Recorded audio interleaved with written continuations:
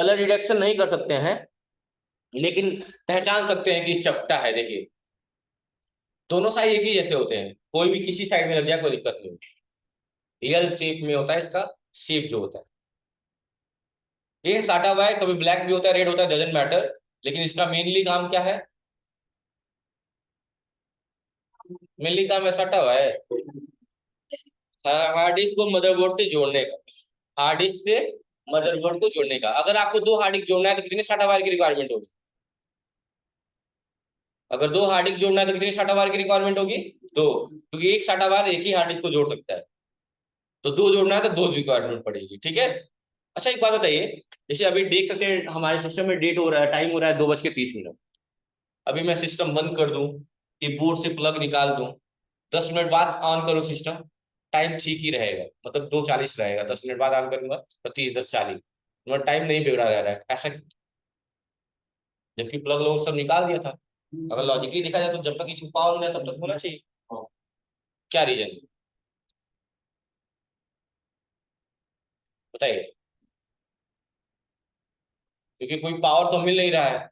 अगर दिमाग में ये आ रहा होगा कि इंटरनेट से है, अगर ऐसे दिमाग में आ रहा होगा कि इंटरनेट से है तो भी नहीं होगा बिल्कुल, क्योंकि जब तक पावर नहीं मिलेगा तब तक इंटरनेट से कनेक्शन नहीं हो पाएगा। क्योंकि आजकल फोन में ये आ रहा है सेटिंग कि इंटरनेट से जैसे कनेक्ट होते हैं आपका टाइम ऑटोमेटिक सही हो जाता है। तो यहाँ वो भी सिस्टम नहीं। तो फिर तो मदरबोर्ड में एक सेल लगा होता है, एक बैटरी लगी होती है। क्या लगा होता है? एक बैटरी लगी होती है जिसका नाम है CMOS की बैटरी। CMOS एक बैटरी लगी होती है जिसका काम होता है टाइम मैनेजमेंट करना। क्या का काम होता है? टाइम मैनेजमेंट करना। ये भी चार्ज होती है, जैसे चंद्रमा चार्ज होता है सूर्य से ना, और बाद में प्रकाश छोड़ता है, वैसे ही भी चार्ज होती है। जब तक लाइट की स्थिति बनी हुई है ये चार्ज होती है। इसका नाम क्या है? CMOS। ये क्या है? एक बैटरी है, एक सेल है, जो कहाँ लगी होती है? मदरबोर्ड पे। इसका काम क्या होता है?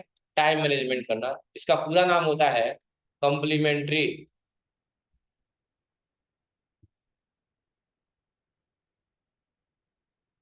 मेटल ऑक्साइड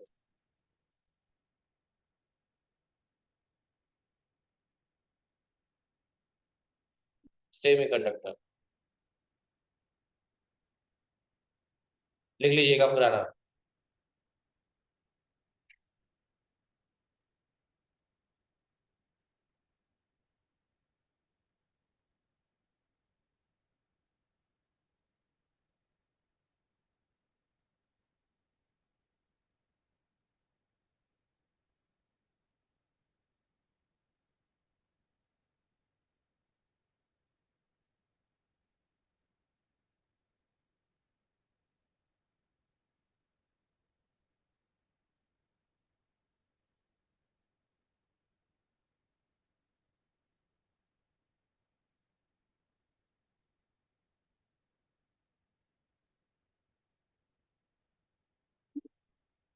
बात मत करिए, लिख लिए।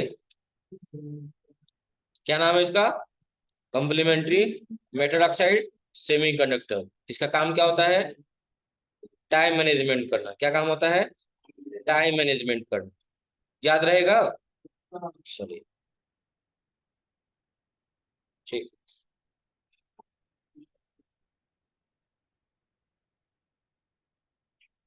चलिए नेक्स्ट देखिए, बात मत करिए। अब देखिएगा, मतलब यही होता है मदरबोर्ड पे, जो क्या करता है? प्रत्येक स्थिति में टाइम का मैनेजमेंट करता है, ठीक है। अब मदरबोर्ड पे क्या क्या चीजें होती हैं? तो मदरबोर्ड पे आपने देखा होगा कि रैम भी लगता है। क्या लगता है? वैसे दो टाइप की मेमोरी होती है, एक रैम होती है और एक रोम होती है। दो टाइप की होती है, एक रैम होती है और दूसरी रोम होती है। जैसे फोन में आप लोग इंटरनल एक्सटर्नल बात करते हो वैसे ही रैम का पूरा नाम होता है रैंडम एक्सेस मेमोरी। क्या होता है? Random access memory. और रोम का होता है रीड ओनली मेमोरी। क्या होता है? Read only. पहले नोट कर लीजिए इतना।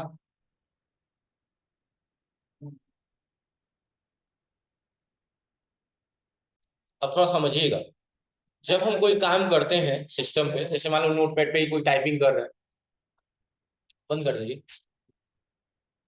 हाँ, अब समझिएगा मेरी बात। जैसे मान लीजिए हम कोई टाइपिंग कर रहे हैं, नोटपैड पे ही टाइपिंग कर रहे हैं, तो वो डाटा भी सेव होता है, लेकिन कहाँ, रैम में। लेकिन अगर वही हम सेव कर देते हैं तो डाटा स्टोर हो जाता है कहाँ जाके, रोम में। अच्छा, रोम में स्टोर हो गया है तो सेफ हो गया। अब लाइट से कोई दिक्कत नहीं है, डाटा आपका सेफ। लेकिन मान लो हम ऐसे ही टाइप कर रहे थे तो लाइट बंद हो गई, तो डाटा सेव होगा, नहीं होगा। तो जब तक आप टाइपिंग कर रहे थे, सेव नहीं किए थे, तब तक भी डाटा सेव हो रहा था। लेकिन कहाँ पे हो रहा था, रैम में। लेकिन जैसे ही लाइट गई, डाटा इरेज हो गया। डाटा क्या हो गया, इरेज हो गया, डिलीट हो गया। लेकिन अगर वही हम सेव कर दिए तो कहाँ सेव हो गया। अब लाइट आए जाए उससे कोई फर्क नहीं पड़ने वाला, आपका डाटा सेफ है। समझ में आ रही बात ना, दोनों मेमोरी में क्या अंतर है। मतलब जब तक आप सेव नहीं किए तब तक वो रैम पे काम चल रहा है, लेकिन तब तक ही चलेगा जब तक लाइट है। लाइट गई, डाटा गया। और आपने सेव कर दिया तो कहाँ चला गया, रोम में। इसमें लाइट आने जाने से कोई देना नहीं, एक बार डाटा सेव कर दिए, सिक्योर है, कोई दिक्कत नहीं। अब कई दिन तक यूज करिए, कोई दिक्कत नहीं। इसीलिए हिंदी में इनको एक वर्ड दिया गया है। एक को कहा जाता है अस्थाई मेमोरी, और एक को कहा जाता है अस्थाई मेमोरी। बताइए किसको अस्थाई कहा जाता होगा। रैम को क्या कहा जाएगा, अस्थाई कहा जाएगा, बहुत बढ़िया। और रोम को क्या कहा जाएगा, अस्थाई कहा जाएगा, अस्थाई। तो इंग्लिश में, या क्योंकि यहाँ पे इंग्लिश यूज होता है, इंग्लिश में बोला जाता है नॉन वोलाटाइल और वोलाटाइल। अब बताइए किसके लिए नॉन वोलाटाइल होगा, किसका वोलाटाइल होगा। रैम के लिए क्या होगा, और रोम के लिए क्या होगा। सब लोग यही कह रहे हैं, लेकिन गलत है। वोलाटाइल का मतलब ही अस्थाई होता है। वोलाटाइल का मतलब ही अस्थाई होता है, और उसको अस्थाई बनाने के लिए नॉन शब्द का यूज किया गया है यहाँ पे। याद है, रख लीजिएगा, नोट कर लीजिए जल्दी से। वोलाटाइल का मतलब अस्थाई, और नॉन वोलाटाइल का मतलब अस्थाई, लिख लीजिएगा। रैम एक वोलाटाइल मेमोरी है।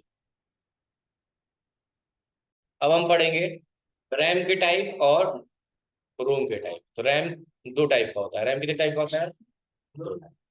एक होता है यस रैम, और दूसरा होता है, क्या होता है। रैम का मतलब तो जानते ही हैं आप लोग, random access memory. Random access memory, बस यस पर जान लीजिए, स्टैटिक होता है। आप लोग सब लिखिएगा, आप लोग पूरा पूरा लिखिएगा, static random access memory. D for dynamic.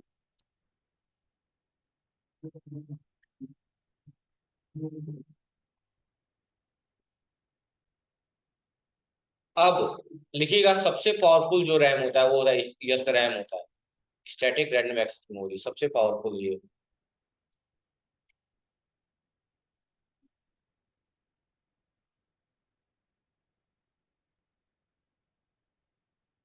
सबसे पावरफुल रैम कौन सा होता है, यस रैम।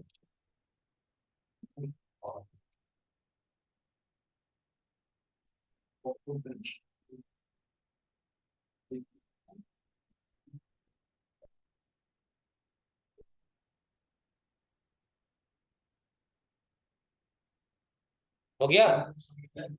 तो ये रैम के टाइप है। लेकिन जो रैम होता है, ये होता है रैम रैंडम एक्सेस मेमोरी। इसमें नहीं है क्या, नहीं रखा हुआ है रैंडम एक्सेस मेमोरी, अभी दिखा दे रहा हूँ, ध्यान। तो जो रैम होता है, उस शेप के मामले में, शेप का मतलब क्या होता है, आकार। शेप के मामले में तीन टाइप का होता है। पहला होता है DDR1, दूसरा होता है DDR2, तीसरा होता है सॉरी 2, और तीसरा जो होता है DDR3। इसको बोलते हैं PC1, इसको बोलते हैं PC2, और इसको बोलते हैं PC3। लिख लीजिएगा, तीन रैम स्ट्रक्चर के मामले में होते हैं, शेप के मामले में। DDR1, ठीक है, कौन कौन से होते हैं, DDR1, DDR2 और DDR3। तो रैम देख के पता चल पाता है कि कौन सा रैम है। जैसे रैम मैं देख के बता सकता हूँ कि कितनी जीबी का रैम है, और ये कौन सा रैम है, PC1 है, PC। तो या तो DDR1 बोलिए तो PC1 बोलिए, या तो DDR2 बोलिए तो PC2 बोलिए, DDR3 बोलिए या PC3, दोनों में से कोई भी नाम यूज करेंगे वही बात है।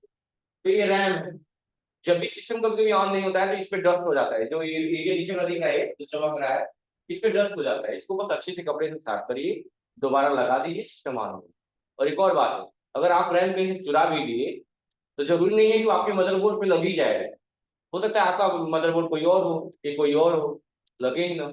तो इसके बारे में ज्ञान रहना चाहिए कि कौन सा मदरबोर्ड में हमारा रैम लगेगा। समझ रहे हैं ना? ये बहुत जरूरी होता है कि हमारे मदरबोर्ड का स्ट्रक्चर कैसा है, इसका स्ट्रक्चर कैसा है। तो मैं दे रहा हूँ, सीधे तक पास करिएगा, आराम से इसको देखिए और बताइएगा, ज्यादा टाइम मत लीजिएगा, कितने जीबी का रैम है और ये कौन सा रैम है, देख लीजिए, फिर पीछे पास कर दीजिए।